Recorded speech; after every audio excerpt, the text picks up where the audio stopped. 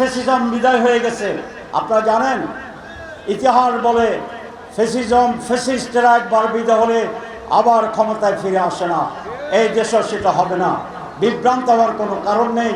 মাঝে মধ্যে যে দলটির কথা বলছি তাদের এখন সভাপতিকে জানেন, তাদের সেক্রেটারি এটা জানেন, আমরা সেটা জানি না। নির্বাচন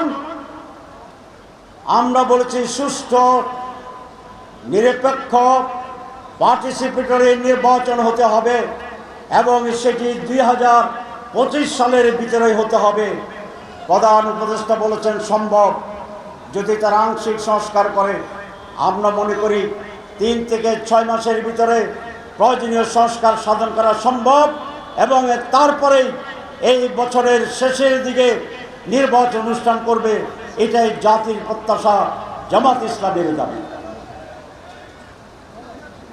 আমাদেরকে বলা হয় নারীর অধিকার থাকবে কিনা, আমার পরিবারে নারীরা চাকরি করতে পারবে কিনা।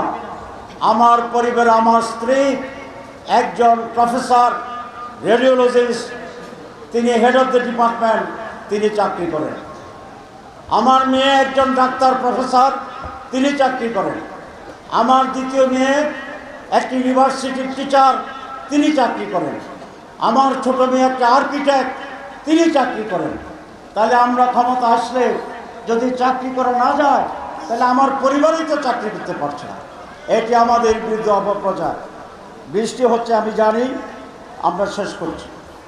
কোয়ালিটি সম্পন্ন আন্তর্জাতিক মানের CMT 500W CSRM committed for better still। আর একটি অপপ্রচার আমাদের বিরুদ্ধে আছে যে এই দেশে জামাত ইসলামী যদি ক্ষমতা আসে তাহলে মাইনরিটির উপরে জুলুম হবে। এটা একটি মিথ্যা প্রচারণা। 14 গ্রামের হিন্দুরাই এটা সাক্ষী দেবেন যে আমরা যখন এমপি ছিলাম তাদের উপরে কোনো জুলুম হয়েছে কিনা। এই 14 গ্রাম বাজারে তাদের একটা মন্দির ছিল, আওয়ামী লীগ দখল করে রেখেছিল। আমি নিজে দাঁড়িয়ে তাদের মন্দিরে রক্ষা করে চতুর্দিকে ওয়াল করে এটাকে প্রোটেক্টেড করেছি।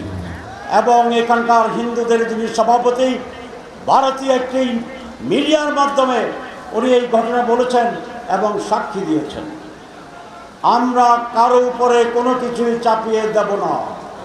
প্রত্যেকেই তার ইচ্ছা অনুসারে অধিকার নিয়ে বসবাস করতে পারবেন। জামাত ইসলামী একটি কল্যাণের রাষ্ট্র চায়।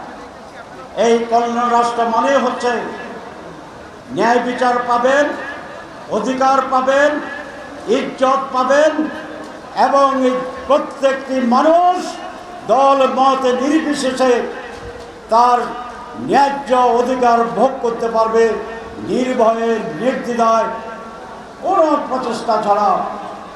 কল্যাণের রাষ্ট্রেরও দায়িত্বই থাকবে মানুষের কাছে তার অধিকার ফিরে দেওয়া।